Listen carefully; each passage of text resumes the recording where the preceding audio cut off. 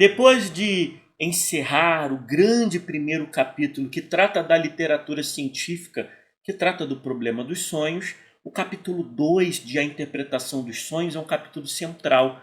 Esse capítulo se chama O Método de Interpretação dos Sonhos, Análise de um Sonho Modelo. Nele, Freud apresenta o objetivo do seu livro, que é demonstrar que os sonhos são passíveis de ser interpretados. Ele dirá que o mundo leigo se interessa desde os tempos mais remotos pela interpretação dos sonhos. E se serviu de dois métodos essencialmente diferentes.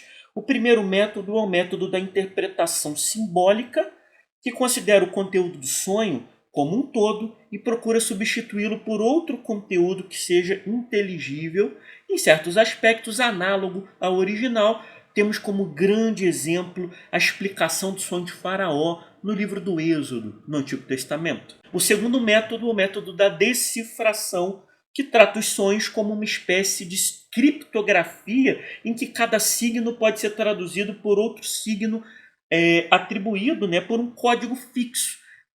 E esse é o método dos livros de interpretação dos sonhos, em que cada conteúdo do sonho corresponde a um certo conteúdo fixo. Contudo, nenhum desses dois métodos pode ser empregado numa abordagem científica do assunto.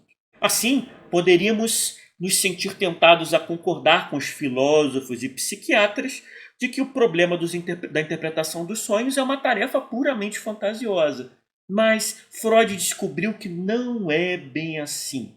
Ele descobre que os sonhos realmente têm um sentido e que é possível ter um método científico para observá-los. Então, como se dá o método de interpretação dos sonhos proposto pela psicanálise?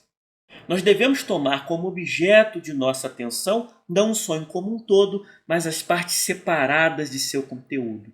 Deve-se então fracionar o conteúdo do sonho, dividir o sonho em cada uma de suas partes e pedir àquele que sonhou que fale livremente tudo o que lhe vier à cabeça sobre aquilo, utilizando o método da associação livre.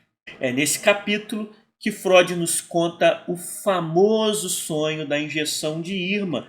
E faz isso, ele demonstra esse método interpretando o sonho da injeção de Irma, decifrando cada pequeno fragmento do sonho, interpretando e chegando à conclusão, ao interpretar esse sonho, que esse sonho tratava-se de um desejo de vingança que ele possuía contra um de seus colegas que, segundo ele, real ou fantasiosamente, havia questionado a sua conscienciosidade ou a sua responsabilidade como médico de Irma, uma personagem fantasiosa que juntava características, atributos de duas pacientes de Freud à época. Vale destacar aqui uma pequena observação trazida pelo biógrafo de Freud, Peter Gay, que há no sonho da injeção de Irma uma série de personagens importantes da história da psicanálise que Freud acaba dando outros nomes, para preservar a identidade deles.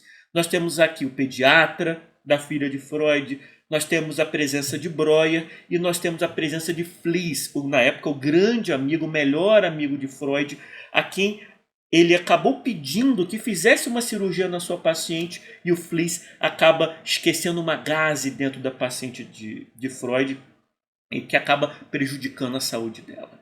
Então, uma série de sentimentos confusos e contraditórios, inclusive o desejo de Freud de preservar o seu amigo Fliess, estão presentes, mas não expressamente ditos neste capítulo, mas vale a pena ler a biografia de Freud, de Peter Gay, para entender melhor o sonho da injeção de Irma. E a sua conclusão desse capítulo, que é um dos capítulos mais importantes da sua obra, é a seguinte: se adotarmos o método de interpretação dos sonhos que aqui indiquei, verificaremos que os sonhos têm mesmo um sentido e estão longe de constituir a expressão de uma atividade fragmentária do cérebro, como alegam as autoridades.